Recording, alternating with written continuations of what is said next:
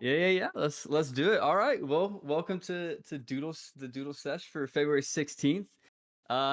We got Julian 82, Squinch, Greeny, Ingy, and Mikael. Am I saying that right? Before I go any further, I just want to double check and make sure I'm saying your name correctly before I say it wrong for like the next hour. Did I say that right?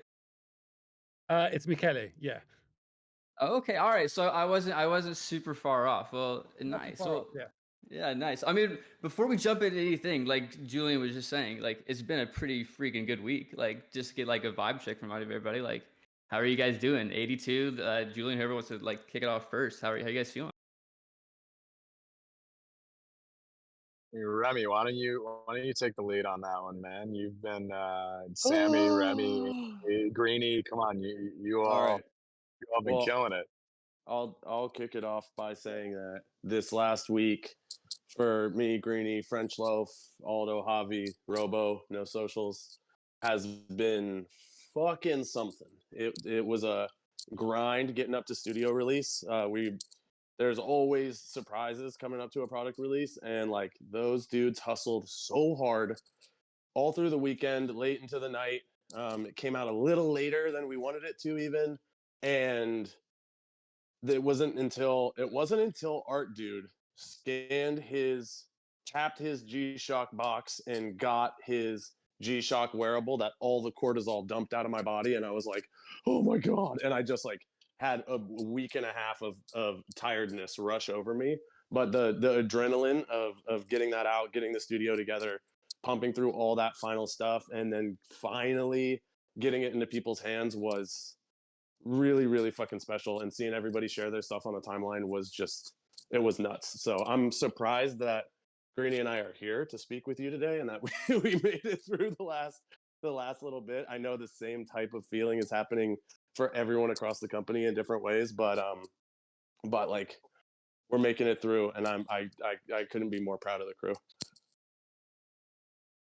So, Squinch, I guess we're just wondering what's next. Like, you're hopping back on this treadmill, right? Like, you're Yeah, already man. got the next thing. Let's go. You love I it. mean, we Um, can't stop. We can't stop. can't stop, not at all. So, I got a quick question. I wanted to touch on token proof. Um, that was it was a little chaotic. Uh, Yesterday, token proof rugged a little bit. Is there any like Is there any way that you guys are looking at bringing this in house? I understand, like, so it was really cool that you guys are refunding the shipping for OG holders who had spent over $200. But there was like, I think we could all agree that it was a little less than ideal. I gotta be honest, I was laying in bed because I was on West Coast. I'm trying to figure this out and it wasn't working for me. I had someone call me. My phone was pinging with text messages, everyone trying to figure out what was going on. It was like a little chaotic. Any plans to take that in house? Yeah, I'll start and then I'll let the product guys chime in. But that was obviously very unfortunate, and for a number of reasons. We have communities to explain ourselves to. We have partners to explain ourselves to. Like that was definitely not the way that we wanted to show up. We moved, and I was very proud of the way the team moved really fast to fix this. And one of the things that you'll hear me say a lot, probably more internally than externally, but winners and losers are not separated by always getting things right and building a perfect product and building a perfect experience. Like the notion of that actually doesn't exist. Bad things always happen. It's inevitable. And it's how you react to them that ultimately separates the winners from the losers. And I was really proud of the way that the team reacted. We got together, they didn't stop. And their core focus was making sure that holders got the experience that we promised them. So that's why we're backing it up with making sure everybody gets that $200 and above free shipping. And that's why we extended the pre sale to really take into account the time zones that that were ultimately affected. Because but even if we extended the pre-sale, I don't know, call it a few more hours, that kind of would have screwed and ultimately rugged Asia and Asia Pacific, because it would have been the middle of the night for them. So we really needed to do it a full 24 hours, and we sacrificed a lot of hype. in doing that. But at the end of the day, like, we messed up and we need to make goods when we mess up. As far as how to prevent that from happening in the future, there's no better way to prevent bad things from happening than taking things internal and being as vertically integrated as possible. You've heard me say that a lot. Vertical. Yeah, that is our goal. We want to make sure that we're controlling our own destiny. And it's, when you get into partnerships, you put a lot of faith and stock in your partner. And unfortunately, this did not work out the way that anybody wanted it to. But yeah, I mean, we've already had numerous conversations about what we're going to do in the future to prevent something like this again. Yeah, no, I won't make any promises of times or when anything's happening, but the one of the primary reasons that we run so much of our content, so much of these new like community blocks, our products, like all of our Shopify build underneath kind of the umbrella of the studio now is because when you are logged in as a user, we can understand with your wallets connected who you are and serve the appropriate content to you, and that looks like product, like merchandise product as well. Leading up to this, it actually was a talking point with the like product and engineering team of us handling it, and we were like, yeah, we think right now with where that feature is, like token proof will be way more reliable. And we were wrong. But Wait, that's that's kind of funny. definitely something that's like in our minds, because like that's what the studio is for, is to be able to create those tailored experiences, and like we're just kind of starting off on that journey. But like that content area is made for us to be able to tailor that to you and who you are, and that goes all the way down to shopping. So like token gated experiences all across the board is a big part of our goal. Awesome. Yeah, it was like I felt for the team, I guess, because it was like this really special moment. Everyone was super excited. I mean, chats were popping off, and then all of a sudden it kind of all unraveled a little bit. And yeah, it was good to see you guys kind of rebound, um, like reapproach it, figure out how to make it good for holders, and yeah, overall, I think it was a really good moment. So, quick question. Well, not so quick, but I'm curious, Julian. I'm gonna throw this to you. Like, okay, so G-Shock is a brand I grew up with. I wore a G-Shock watch as a kid. I've collected G-Shock watches now in my married life. My wife she's like, "Do you need another G-Shock?" And we'll be at the Hudson's Bay in Canada, and I'm checking out the G-Shocks almost every time. Uh, what drew you guys to G-Shock? Why did you guys choose G-Shock? What did that kind of look like, Julian? If you can touch on that. We just thought it was really authentic for the brand. It was ultimately Brandon's idea to start.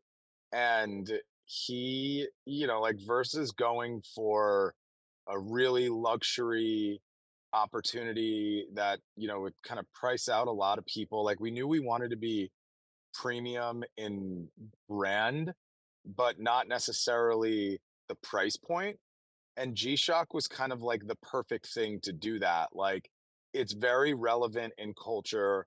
When you wear a G-Shock, it's not to flex how expensive it is, but you're not wearing a G-Shock because it's the most inexpensive option. You're wearing a G-Shock because it is a bit of a statement and it's a really cool watch. And a lot of major people in culture collect G-Shocks as you do.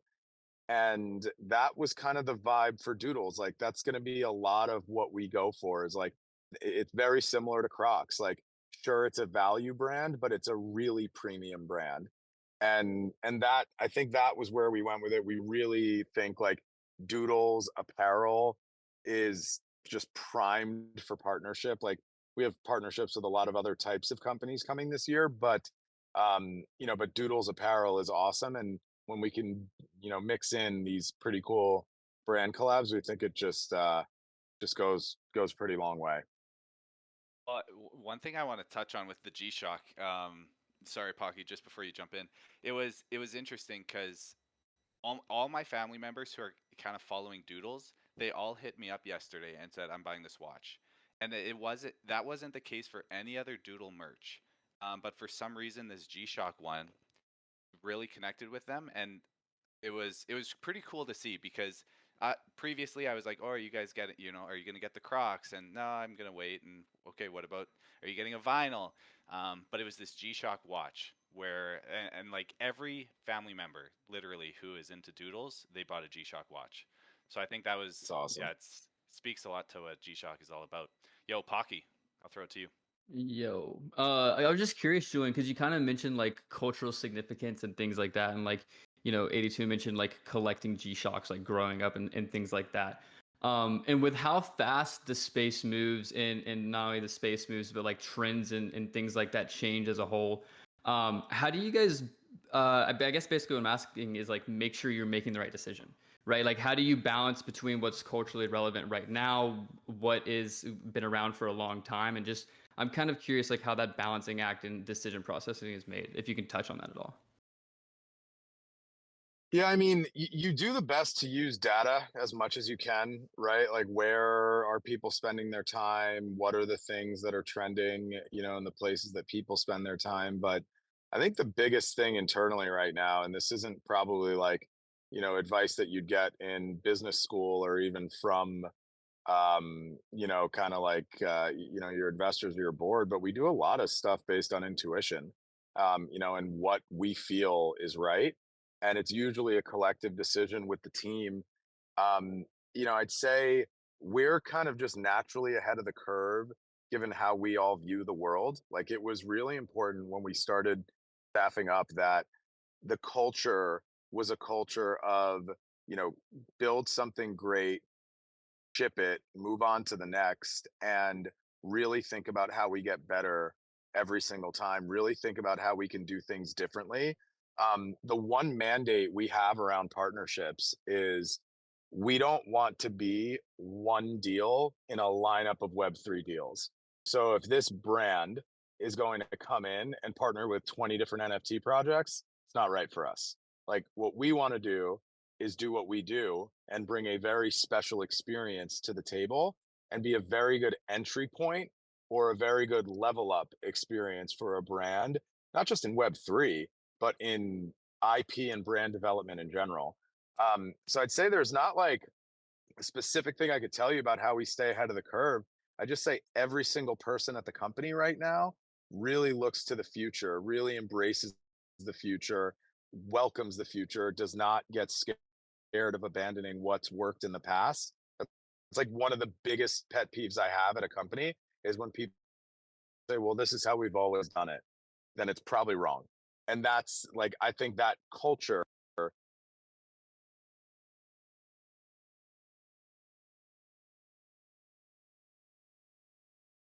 Did he rug or Did did Julian? I Yeah, I was rug? gonna say, did Julian get out for anybody else or just me? Oh, thank Yeah, God it was him. Rugged, where did I leave off?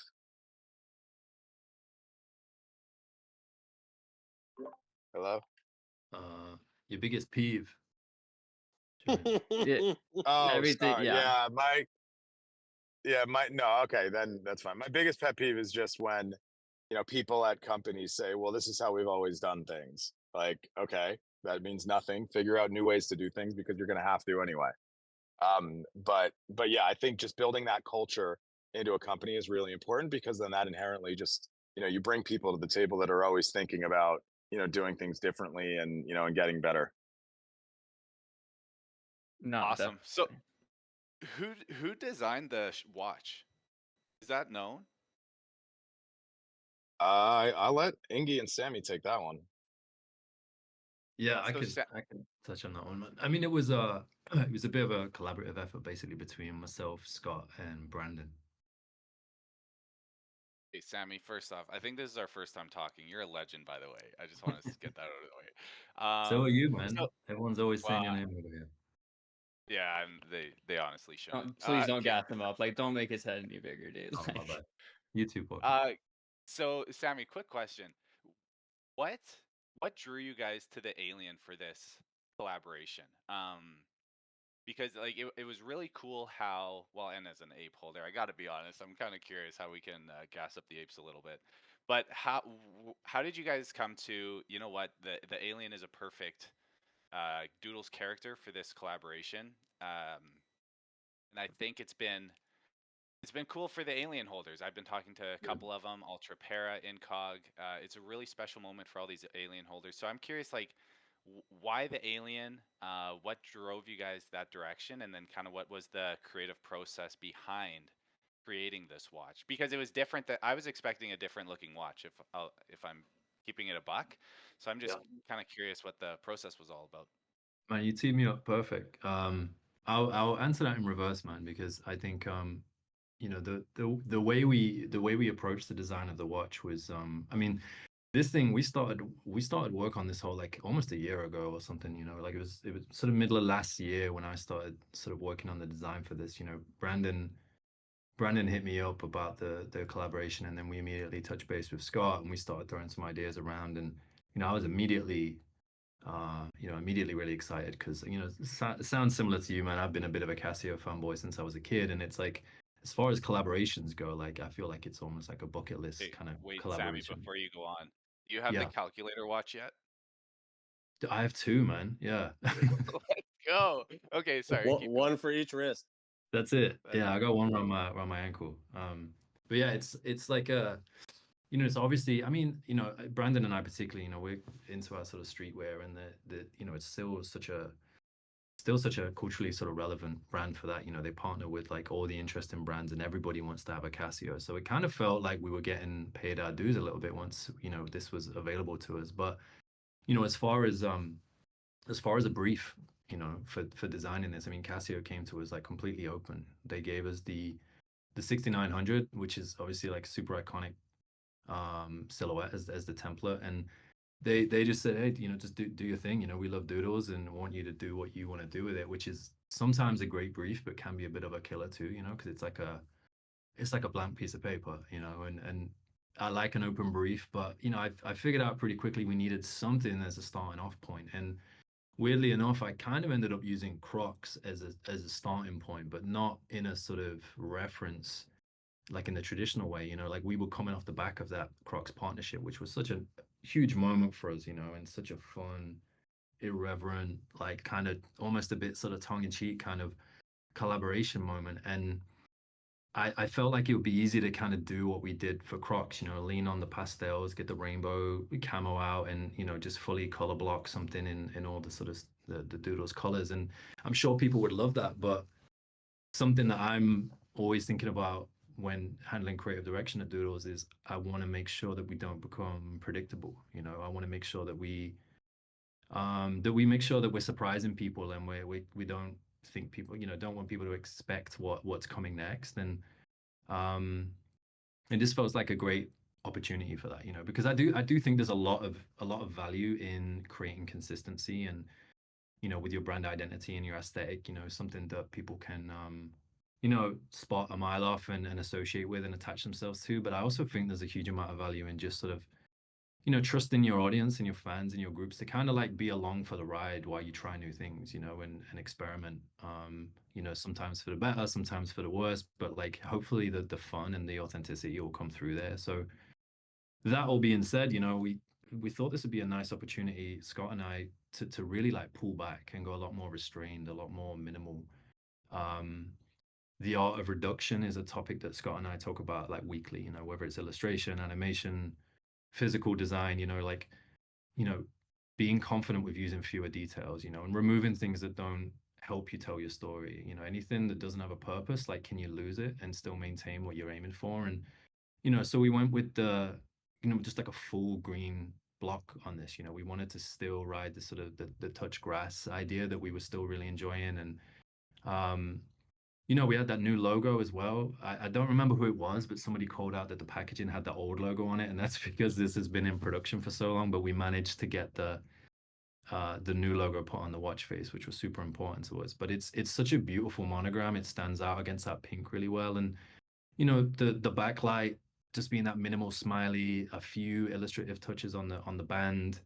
There's a lot of just subtle, confident details there that I think make it, you know, you can age it up a little bit, you can age it down. I think it's unisex. You can totally you could totally wear it, but I think also ideally this could sit, you know, on top of the collector's tin on your shelf next to, you know, your Cause vinyl and your books from the MoMA store. You know, like we, you know, in contrast to the Crocs, we really wanted this to be cool. You know, this needed to be a cool product that, you know, people just wanted to get their hands on. So that's the kind of short form around like how we ended up where we got with the look of the watch. And as far as the Alien is concerned, I mean, honestly, it was Brandon gets the props for that decision to, you know, he called me up and said like, yo, I think this is an amazing brand moment for us to introduce a new character.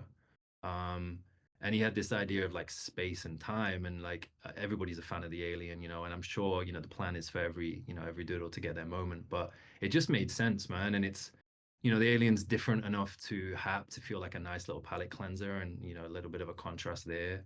And the space and time theme was just too good to kind of pass up too, you know. And then we were able to leverage the green color to play in with the rest of the visuals. And you know, from there, I mean, to point 82, it's I'm really pleased to hear like Alien holders in particular, you know, getting some joy from seeing that character.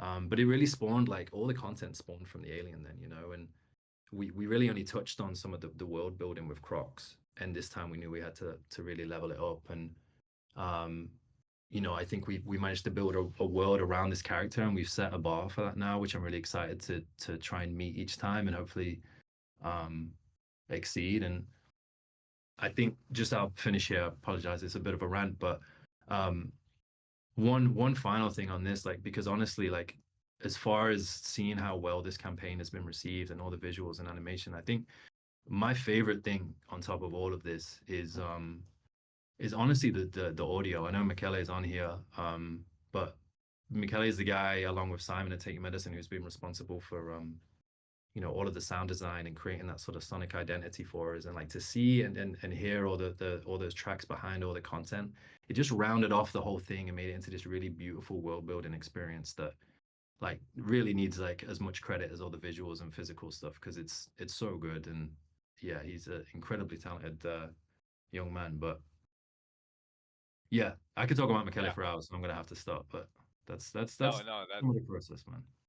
that's awesome. Thank you. Yeah, it was really Thanks cool for the to shout see. out, Like, man.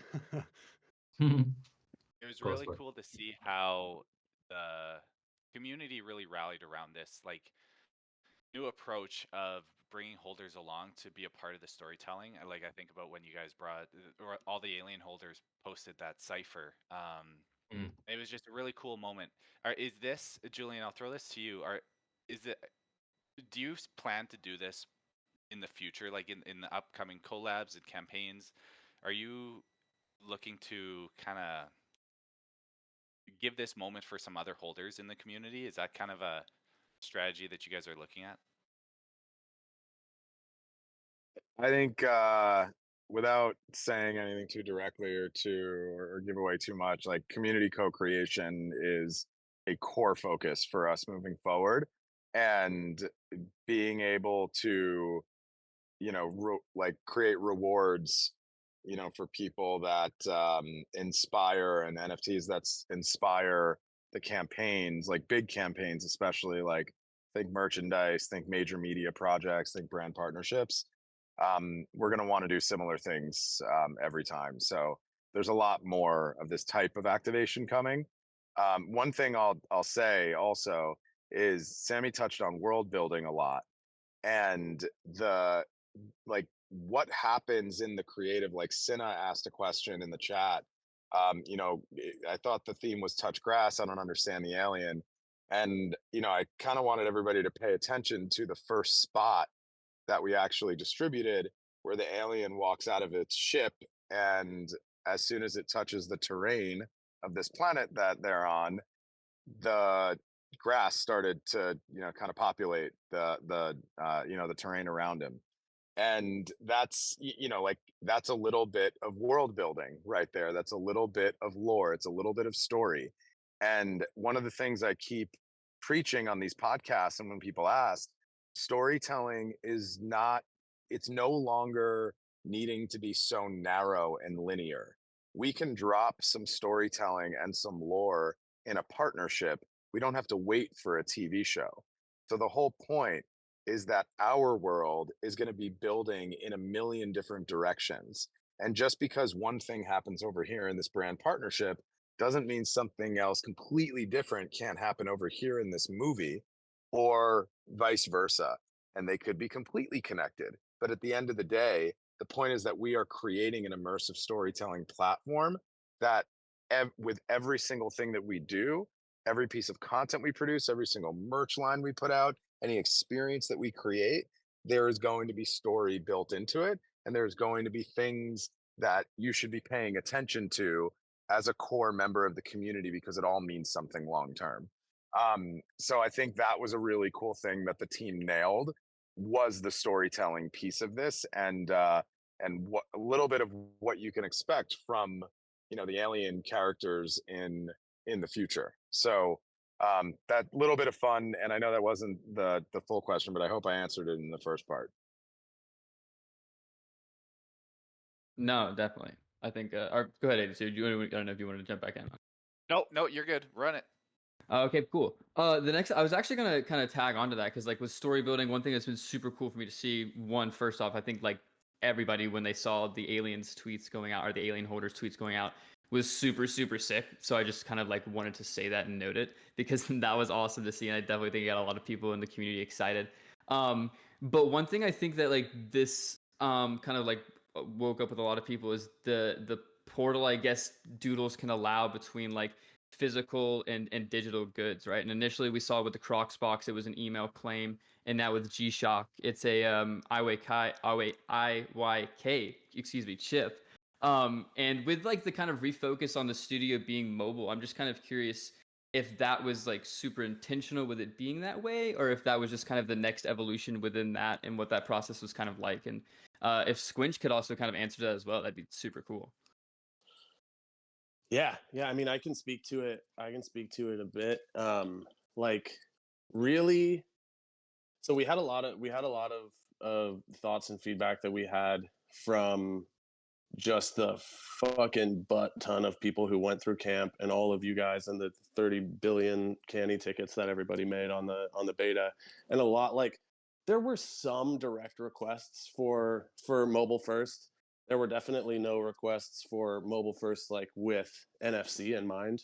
But one of the things that we were running into, you know, like French Loaf, Greeny, myself, we were all in Miami. Actually, this was pre-Greeny full time, but we were all in Miami, and we were talking about how at camp, like, dude, the stuff that French Loaf did to set up that camp experience, where there are all of these different screens, all of these different, like, just all of these different modes of us getting this story across, of people participating in the Doodles ecosystem, playing with their character and the character builder, collecting things. Like, there was so much hardware overhead. And like, I know 82, Pocky, like, I've told you guys about the madness of that build, and just like how psychotic it was. And then in the end, all that we get is, if they went through the whole thing, they if they want to print a sticker, they give us their email, and then we can convert them into a Stoodio holder. And like, that is just such a, like, it's actually fucking remarkable how many conversions we get there. We get like 10% conversion. About 70,000 people turn into 7,000 emails, and I'm assuming that a ton of those are kids, so it's probably more like 25-30%, which is really good.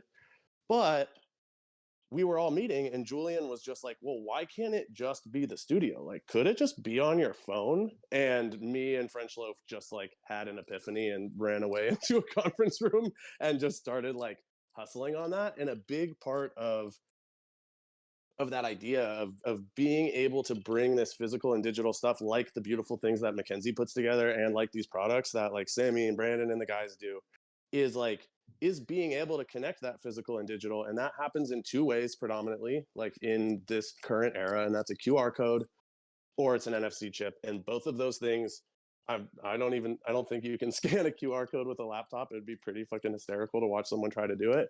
But both of those things are necessary. They're both necessary things to have on mobile. And the biggest benefit that comes out of that, and the thing that like I wanted so bad from camp and we weren't able to do in that first try, is like, I wanted people to leave that experience with Doodles in their pocket. I wanted them to get back in the car and have it on the phone in front of them, and not be able to stop looking at the content, looking at the creations that you guys have made, like just wanting to become a part of the community, wanting to dive deeper into the story. And I had no way to get them on their phone. I couldn't do it. And so going mobile first, going NFC enabled, like the NFC stuff's all French Loaf. He's here right now, so if we want to call him on the stage to hear about that, we could. But like that's all them. But that user journey of being able to go to one of those beautiful immersive experiences that the team creates and just use your phone as a portal to the studio and engage with it right there. And then when you leave, be able to keep going.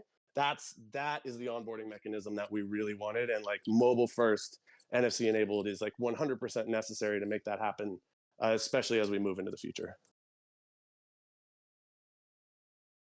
Yo, French Loaf. You came up here. French Loaf. How's it going? Good, man. How you doing? Oh, not bad. Just running a little bit of a doodle sesh. We'll throw it to you in a little bit. I want to get to Michaela. Okay, how am I going to say... Pocky, you're going to have to help me out here. This Canadian. Michele. Did I say it right? Is Michele the way?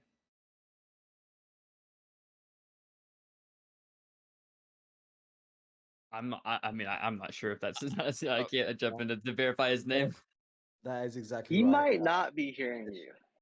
He might be maybe he's fallen asleep. It's later over here. Yeah, okay. Well, we'll see. We'll see. So I think like yeah, it's super cool to see this integration with the IYK chips and all that stuff.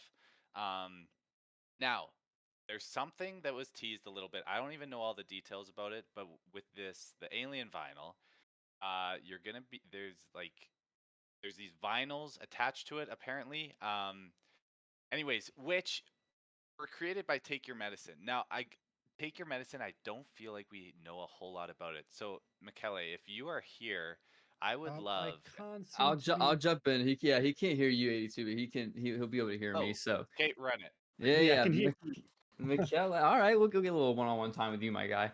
Okay, so I mean, first thing I want to do is I feel like you and Sammy might be the two biggest enigmas as far as like Take Your Medicine and as far as like people with in the Doodles ecosystem.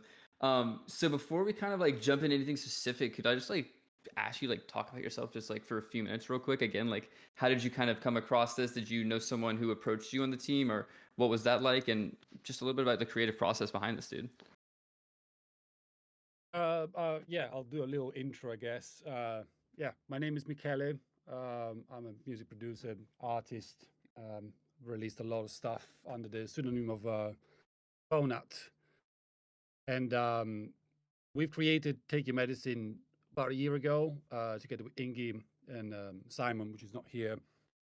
I've known Ingi for quite a while now. We met actually a few years ago in Los Angeles, I think. We were both working for working with Ausla, Skrillex record label. I was releasing some music, and Golden Wolf was working on the video side of things with some artists. And we started collaborating, and we collaborated. We basically worked together ever since. And yeah, a year ago, we decided to take your medicine, and then pretty much as that happened, Golden Wolf basically became part of the Doodles family. So take your medicine also is part of the Doodles family, and that's how we're here. Let's go. That's amazing. All right, cool. So that's a little bit more clarification for like even me as well. So are you someone who is like a lo-fi specific artist, or are you just someone who makes things that they enjoy? Like, how would you kind of describe like your style overall? I would say. No, I'm not specifically someone that makes lo-fi. I think like the sort of like lo-fi ecosystem like worked for this like particular project. But like, you know, I've made all sorts of type of music. It worked really well for this collaboration with G-Shock, because basically we wanted to create like about an hour of music. I think in the end it was like 18 tracks, which is could be 2 albums really. um, and we obviously didn't have that much time to create it, so we had to be a little bit punk in the approach, if you want, like kind of like leaving things a bit rough and not polished, and so that's where the kind of like lo-fi ecosystem was really working as a concept for this, because it really, and also I mean it fit in a lot of other matters, but definitely in this, in in the sense of like the time that we had, it was really, it worked really well, I think. And I I just mean, want to oh, go highlight ahead, that. Ingy. Yeah, I was just gonna say, like, gotta give Michele props. Like, I reckon this year, I mean, it's the 16th of February now.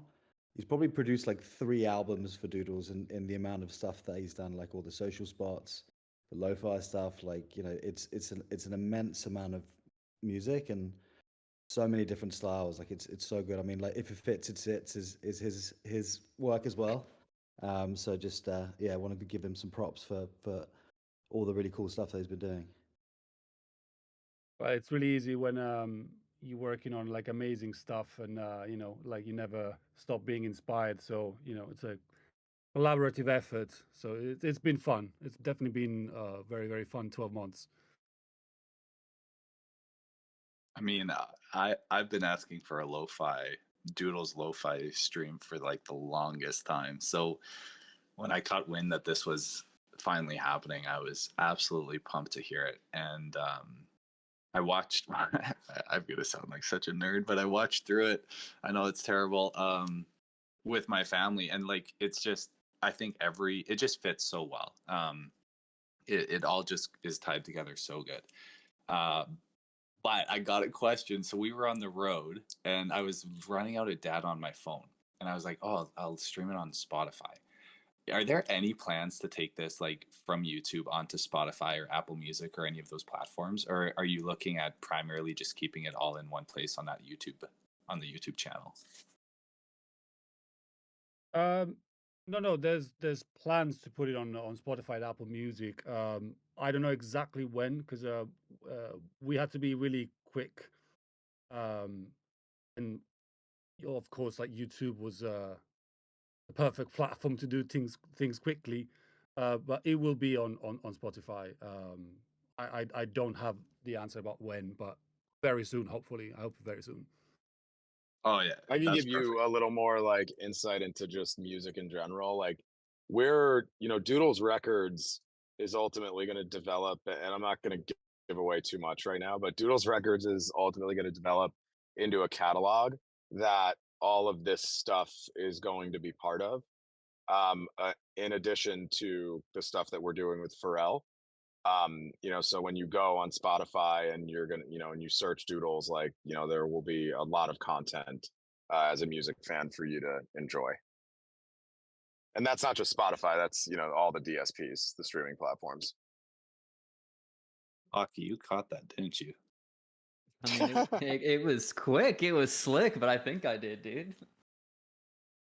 Love but it. kind of, All right, Aki, should we run into the studio a little bit? We talked about G-Shock. Should we shift focus? yeah, definitely, because we're gonna keep these guys like here way too long if we keep talking at the pace we're talking, because we're gonna get into the nitty gritty of things. But kind of directed at Squinch and Julian. Like, I guess first question off the bat, with like Stoodio relaunching this week, what were you guys able to learn from the camp experience and kind of take forward, other than that like Squinch is really good at whispering into iPads to reset them? Was there kind of like any big adjustments made, and what did that kind of look like going again from camp and then to Stoodio? Once again, French Loaf is the master whisperer, and he's probably got a lot more on the, like the real magic that happens, on our new studio is the stuff that him and the guys are doing behind the scenes from a design perspective. Like, like I had said a little bit earlier, like that primary learning for us is that like we wanted content, like we wanted storytelling to be at the center of what the product is about and what we do with the product. We want that storytelling to integrate with the shit that people are collecting, with the stuff that people are doing with the character builder, because like that's that is what Doodles is about. And like, if me and French Loaf and Greeny were building shit that wasn't highlighting the stuff that Michele and Sammy and Iggy and Scott and all of them are doing, then we're being fucking idiots. Because like, that is the fucking reason that we're all here. We're here for the art, we're here for the stories, and the technology should be a support to make those experiences more immersive and tie people together through them. And so like, the feed, it right now, it's like it's nascent, you know, like it feels like it's just the website, but like that is going to be kind of like a cornerstone of a lot of that experience. And one of the things that we really discovered is like, kind of just like, why character builder, right? Like, why is it like this, the old Stoodio, like, yeah, we got a lot of feedback from the community, but like that feedback was predominantly centered around the specifics of the product as it was. And one of the main things that like we could derive from that feedback, and like we got to from seeing that experience at camp, is that like, people just wanted to know more. Like, when people were leaving camp, dude, the exit moment at camp is just such a fantastic thing to see parents and children just like begging for more Doodles. And I wanted to, like, we all wanted to be able to bring them into our ecosystem to get more Doodles, to get more story. And we want the collecting to be a part of that experience of diving deeper into the story, diving deeper into everything within this ecosystem. So like, in doing that, and this is like kind of where I'll sort of like wrap some of this, because I already talked about the mobile part. I already talked about some of those like big design decisions, and I pass it off to one of the other guys. One of my like, I think like biggest moves that like differed from the previous way that Doodles built product, and I was very surprised that Sammy and Scott were like hype on it, was just going full dark mode, going full mobile, full dark mode, and just letting the fucking art speak. Because like, we had done a lot of shit where we had cloud backgrounds and like purple and gradients and all of these fucking Doodles colors, but like, I really like, you can't have every fucking thing happening at once. You can't have everything be the focus. And just like you see on a social media app, the social media apps fade to the background so that the content can be king, so that the content can stand out. And with our vision of the feed and the, you know, the My Studio section, the inventory, the character builder, kind of working together to be this like pipeline of like collecting, engaging, discovering, and exploring this story world, and building it together. Like, the story world is not about the fucking button colors and about the background. And so getting that, like, kind of like taking that moment and getting that through was really big. I think last thing, kind of on like the product design and like concepting like part of it, that came out of everything, is like, at the time of the old Stoodio, at the time of camp, like, our community was super confused about who our target market was. Like, people were like, and maybe not our community that's like more core holders, but like, just like in general, I'd see a lot of people being like, is this a kid thing? Like, what's happening? Because of camp, like, we had obviously like a younger focus there. And coming out of some meetings, you know, late in the year, like, really getting kind of the like go ahead and like the full understanding as a group within Doodles who our target viewer is, and like that the age group was not 6-year-olds, like, that drastically changes the design. And you can make buttons smaller, you can make things more sleek, you can make things like navigation different, when you don't feel like you have to let a 10-year-old do it. And granted, like, a 10-year-old could probably figure it out better than my ass, but like, we had a lot of changes there in that design through those core things. We wanted the Stoodio in someone's hand. We wanted anybody to be able to onboard. We wanted the art to be first, the stories to stand out most, and our target market wasn't fucking babies. And once we made all those decisions, like, everything kind of fell together. I don't know, like, French Loaf, if you've got anything you want to add on. Yeah, one thing I would love, like, I mean, with the work that you guys have done for this new studio it's actually insane. Like, I was scrolling, I've used it on mobile, I've used it on desktop. It's a really, really good experience. And not just Studio, but like the whole rebrand of the website, everything. So I don't know who all played a part. I imagine French Loaf, I imagine Greeny, yourself. Like, Squinch, who was kind of all the masterminds behind this? Behind what? What part? Behind like the studio and the whole new website rebrand.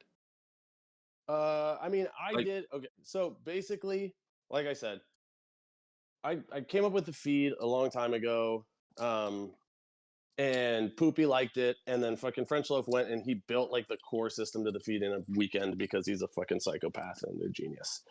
So like that was all a group effort. I did the first round of design on the Stoodio, and all of our engineers will tell you, everybody that has to work with my designs will tell you that like I can get like a 0 to 1 vision out, but I'm a pretty trash designer for like all of the specifics, like really tightening things up and making them super slick and go to build. So I did like dark mode, here's a feed, here's the blocks, like all of that shit. And then we had the good fortune of bringing Greeny in, and him and Robo, who has no socials and never shows up to shit because he doesn't have Twitter, who's in the chat right now, give love to Robo. Like they took that design system, and alongside Scott, like Scott worked really close with Greeny on that. They just tightened all that shit up. So it was completely collaborative. Like fucking French Loaf just went ham on the tech stack, and Greeny went nuts on the design. And like it was a lot of it came out of some like early ideas that I tinkered with, but it would be a turd if it was the thing that I originally concepted. It was everyone else that made it viable and made it something awesome. Well, let me just add on to that, just so everybody is aware of really what went down last year.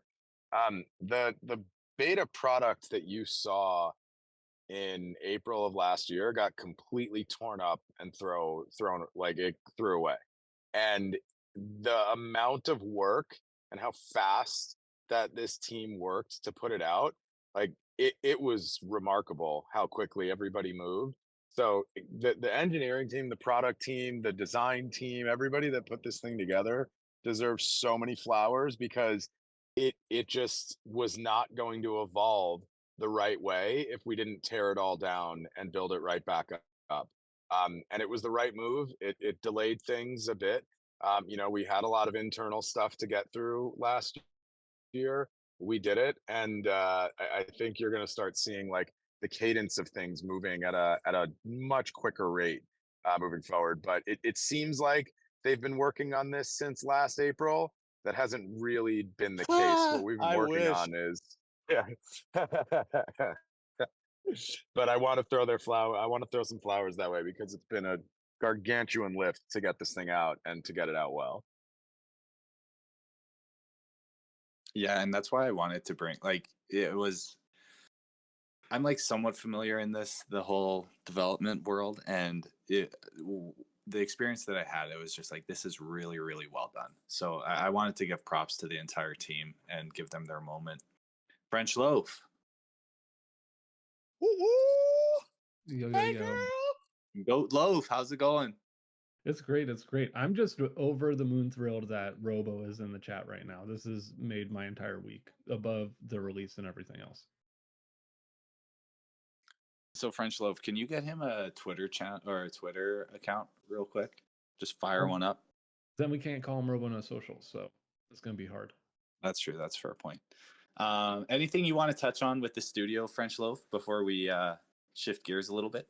Yeah, I mean, just echoing the same sentiments as everyone else, obviously. And I think like one of the important things to call out was just how much of a stepping stone the whole camp experience was for us, right? Where it's like, without being overly technical, we have this crazy component that Robo and I were actually just working on today called character attribute selector that we built for camp to like consolidate code. And that enabled us to just like hit the ground running with so much of the new Stoodio and spin up the whole new inventory and profile experiences super quick.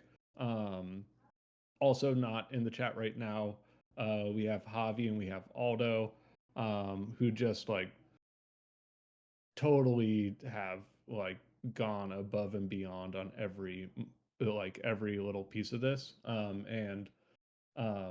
Yeah, and then echoing what Julian said, right, where like we've built now I'm hesitant to say like a super solid base because there's a lot of stuff that I want to clean up and make even better. But we've built a really, really nice base for us to start pumping out all of the things that Squinch called out as most important to us: the storytelling, the music, the like all of the things that we want to unify the whole Doodles ecosystem. Um, we're really excited to see it like all come to life in there, um, and like just even being able to launch your doodle in space or duplicate your doodle or like burn your gen boxes and p packs and crocs boxes and all this other stuff all in one place instead of going to all these disparate like urls and connecting your wallet to so many different things and hoping that all of the disparate apps work. It was like a really tremendous effort where we, I think, really well married like the needs and experiences of our core web3 audience while like creating that overall funnel that we started to create through the camp experience. So um it's it's awesome. It's so great to get it out, and we're really excited to dive into our next massive sprint next week. So stay tuned for more. My guy, we love to see it. So we're kind of getting up on the hour, and there's like a few more questions, another 10 poll I want to hit. Julian, I've got to toss it to you. 10 poll. Julian, I've got to toss it to you, bro. So we've heard a lot about Doodles disrupting traditional media and things like that, and the shift that's happening in traditional media. How does the Stoodio allow you guys to not only, I guess, skate to where the puck is going, but I guess in certain cases beat it there? And I was just kind of curious, like, if how you could touch on that and what the Stoodio kind of allows you to do in that regard. Always with the hockey shit, bro. Do a little OKR shinny, you know what I mean?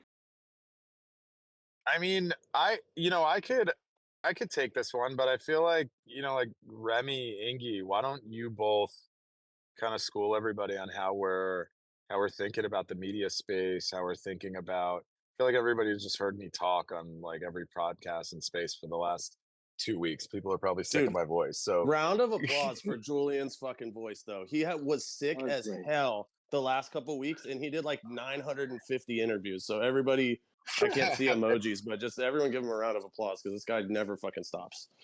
Absolutely incredible. there And is I no mean, stopping. Julian, I feel like you made a terrible error asking me and Remy to talk because this might go on for 4 hours. We're in Discord. We're in The Discord. Let's The go. ADHD. We don't me have to and stop me and at Ingy 6. me and Ingy just put our ADHD rings together and turned into like a psychotic Megazord. Go for it though. I really think like you guys have such a great perspective on like, that like you got to think like we are all consumers of the stuff that we want to bring on chain and the experiences that like NFTs, when all of us got into it, it made us feel like kids again. It made us feel like we were ripping packs of Pokemon cards or like trading pogs and slammers or whatever the hell any of us used to do. Like I used to collect WWE action figures. Like the fact that NFTs kind of bring back that nostalgia and make you feel like that again makes this job so freaking easy. And I feel like Ingy and Squinch like as anybody goes at the company, like their brains are just like spinning constantly. Everybody's is, but like I, spit some of the weird shit on them, guys. Like let's let's let them have it. Makes me feel like a kid playing Mario. Yeah, I mean, like, so from my point of view, and I kind of, I always immediately gravitate towards AI when I talk about this stuff. But like, what I think is really exciting about, the future of storytelling is, and especially the idea of disrupting storytelling is that I firmly believe that the legacy formats of, 30-minute TV shows and 90-minute movies aren't going to be around for much longer. Just like, the websites of Web 1 that, were like coded in HTML and there was the same version for every person. I think that's going to be the same for media. And, the way that we're looking at it, and Julian, you talk about this a lot, meeting people where they are. And I think the fundamentals of Web3 and like decentralization, you know, the consumer being part of the story and kind of interacting with creators or companies or projects or whatever it might be, I think it's going to be exactly the same with entertainment, where, you know, the just like a video game, like the final output is going to be influenced by the viewer. So the viewer becomes, almost like an equally important component to that storytelling as the creator of it, and the creator might, end up creating more of a sandbox for the viewer to experiment with or to change the course of the story.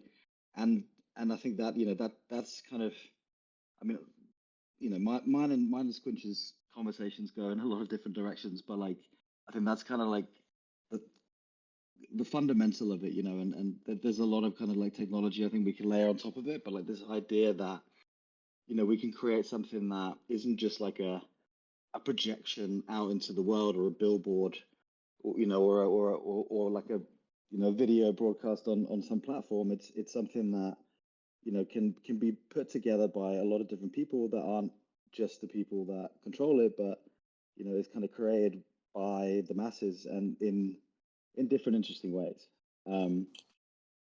That thing that you just said, I think that's what stands out the most to me about the correlation between blockchain and AI, particularly when it comes to PFPs and to like NFT communities, and the way that can intersect with AI storytelling is that, like, I don't know if any of you guys, I tweeted it, but I'm sure Ingy tweeted it. I'm sure everybody saw it. The new OpenAI video model, but like this shit is coming, and it's coming hyper fast. And I foresee, this is tinfoil hat time. This is fucking Squinch's conspiracy party. I foresee that we're gonna have like two very different types of like media experience come out of this. One, and this is kind of like a George Hotz, it's like a Hotzian like fake doomer like AI take, but is that AI is not going to kill all of us in the way that it turns us into paper clips or becomes like fucking Terminator, or takes over Starlink satellites and dive bombs our houses. But the way that it will really disrupt society is that if you can think or just type a thing that is of interest to you and see a complete visualization of that with any characters that you would want, and we have like all of these biometric tracking things, these fucking watches, all of this shit that we've got that can tell how our heart rate's doing, how we're feeling about things, what shit is coming out in our breath, the fucking like pheromones that we have, or whatever it is. It will be very easy and not too long of an order for there to be some content that is so engaging that it will suck our brains out of our heads. Like there will be, if you think TikTok gets you or really like sucks people in, the stuff that's going to start coming through this is going to be like really, really powerful. And maybe not in a good way, maybe in a good way, whatever. I'm not trying to be scary about it. But one of the things that it will be is it will be owned by very rich fucking companies that make a shit ton of money by siphoning your attention. And through doing this, they will be, as always happens with like large companies that run media, they will be the ones that are telling that story. They will be the ones that are controlling what that looks like, what that feels like, what you feel like, how you want to look, and what that storyline is. And some of that will be like, generated by people and fed to us through really powerful algorithms. And some of that will be created in these big AI media empires. And in none of those places are our voices heard. In none of those places are our stories told. I think that we will get drowned in dross. Like we will get fucking hammered by the waves of millions and millions of pieces of just beautiful AI content. And through that, the only way to stand up amongst those like behemoths that rise out of that fucking ocean of shit that is coming is for us to band together and for us to, as a community, as a group, tell powerful stories and leverage that same technology and allow our voices to be heard and allow our stories to be told in a way that's meaningful and impactful. And I think through Ingy, the team at Golden Wolf, the fucking brilliant engineers like that we have moving the needle forward in storytelling from an AI perspective in the best way that they can, they're through that and through fostering a really powerful community and through ownership of these collectibles that are things that we can all trace back and are meaningful to us. I think we can tell stories in a different way, and I think we can kind of like put an anchor in and be able to have like a meaningful movement in what's going to be kind of like a potentially sloppy future. So you can take your tinfoil hat off now. That's my thing. Told him to give you the weird shit. Amazing. I have to quote Flash here. I'm about to run through a wall thanks to Squinch. I wholeheartedly agree with that. So I mean, next collab is with Tinfoil Hat Company. Like this is sick. I mean, like, dude, Squinch, I'm loving to see it, dude. I'm checking the time on my G-Shock. 82. Do we have time to run through some incubator stuff, or do we want to maybe hit that in the community sesh? How do you feel? Like, I know we wanted to try to keep it an hour. I mean, this was just such a good moment to hear I don't know. I personally liked hearing the passion of the team. If we wanted to run a spaces after to talk incubator stuff, or maybe we do that at the next community sesh that you and Mushy and I are planning. I don't know. That's where I'm at. Does anybody have a hard stop or anything like that to where we could talk about some incubator stuff, get Depankster up here? Because I know Depankster was like a huge part of this week, at least for me as well, like seeing a retweet or a tweet from 776, a bunch of different things like that, the way the community really leaned into him. I don't know if people have time, but I would love to if we can. I got 5 more minutes. Let's go. Let's get it. All right, let's get Depankster up here then. We'll do some like community AMA session. I mean, we're a lot of the teams getting in Discord pretty frequently, but we'll try and get like an AMA session going sometime soon. I'm sure everybody has like direct questions that they want to ask, so we'll make sure we make time for that. Yo, Tree, while we get the Pankster up here, do you just want to share quickly what you're doing in Paris? Yes, of course. How's it going, guys? Thanks for having me up. What's up, Tree? We're cooking up something special. The venue's been locked in, so if any doodlers are in the Paris area or next weekend, we're gonna have a nice event, have some fun, do some activities, meet everyone. I think I'll be dropping a Luma link probably tomorrow morning. And yeah, just to get that out there, sponsored by the incubator. The proposal for the RFP passed, and we're getting everything hooked up. And yeah, it's gonna be a lot of fun. Let's go. We love to see it. All right. I think we're trying to hit a speed round to Pankster, my man. I would love to briefly, real quick, my man, talk to you about just like what this week has been like for you as a holder. I mean, it's okay. There's just so many things. G-Shock, your candles, things like that. Like, just hit us with how you're feeling. I would love to get it real quick, dude. Wait, bro, the Pankster's candles are on this. They're on the website. Of course they are. What do you mean he's cooking? Let the guy talk. The Pankster, my guy. What's up? Sorry, I'm just gonna park real quick and then I'll jump in. Well, now I feel bad for telling 82 to be quiet. Yeah, sorry. I mean, dude, I feel bad now, dude. What a cool moment though. Like I was thinking, man, that's so dope for Depankster to be like to do this through the incubator, get funding. He actually he delivers this incredible product. And now it's being featured on Doodles.app. I think like that is, it's such a cool moment. Depankster, how are you feeling? While he finishes parking, I just need to give a shout out right there to Greenie. Greenie was the champion of all of the community CTA sections on the site, in the feed. His work in the product panel, that's like he pushed that shit through and he made it look nice. So I love it. Yeah, thank you. Sorry about that. Yeah, Greenie, thank you so much. I mean, I think the whole team. I am seriously just I'm at a loss for words. Like seriously, just you guys are living up the whole community co-creation. You're really living by those words, and I just don't know what to say. I'm just so grateful for the opportunity. I think there's so much talent in this community, and that is like the biggest takeaway from this whole experience is how strong and talented this community is, and how willing people are to help. So this really does feel like a co-creation kind of project for me, and I I'm I'm just blown away by it. So Yeah, I think it's been pretty cool to be able to watch you kind of go through the whole process, and even like how you are willing to help other people. I've seen you in Ink Hall, offering your advice to people who are looking at the incubator. So, anyways, congratulations on everything. I think it's a really cool moment, not just for you, but like for us as a community, for the council. If I can speak on behalf of the council, it's really, really cool. And like, I don't know if I would have wanted any other like project as our first like commercial experiment. I think you've really hit this one out of the park. So yeah, props to you. And I think for Doodles LLC, like when Julian talks about how like the incubator is Web3, like I'm right there with him. I think it's so cool that you as a holder and a participant of a community can submit an idea, get funding, and then you see kind of everything rallying around you.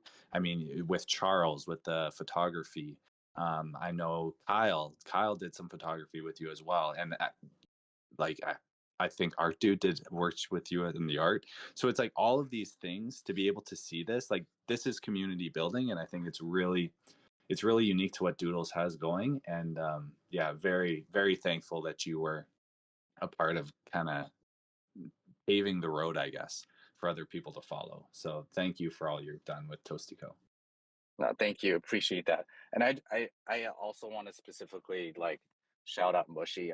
I've been like pestering him. We probably have like thousands of DMs through Discord, and he's just been so helpful and really patient with me. I've kind of been pushing things. I just kind of bounce around some ideas with him as well. But yeah, there's so many people to kind of really just give flowers to. It's just amazing. Like the whole process. I am just way more bullish on not just like the whole scent branding thing, but the community building part of this. So just really appreciate it. Appreciate you, Depankster. So a little bit of incubator news, then we're wrapping up. There are RFPs coming. A-Town is cooking. So anyways, that's happening. Global events is definitely going to be a focus, and I think you're going to see more on that in the near future.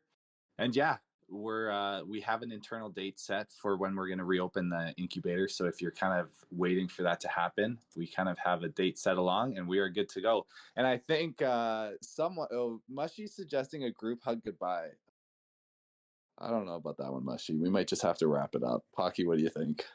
Yeah, actually, the alarm on my G-Shock is going off as we speak. So like, I mean, I gotta get going, dude. So we might bounce out of here, man. All right. Well, appreciate you guys. Appreciate the team. Huge shout out to everyone who popped up on stage. It was really, really good to be able to talk to you guys, gain some insight. Sammy, you're a freaking legend, bro. Yeah, insane. Thanks for having us, man. Take your medicine. Huge. I've loved your stuff. It's really cool to see that. So thank you for sharing with us. Mushy, you're the GOAT. Who else? Take your medicine. Yeah, you gotta say something. And once again, how do I say your name? I really need it. Michele. Michele. Okay, I got it. Michele.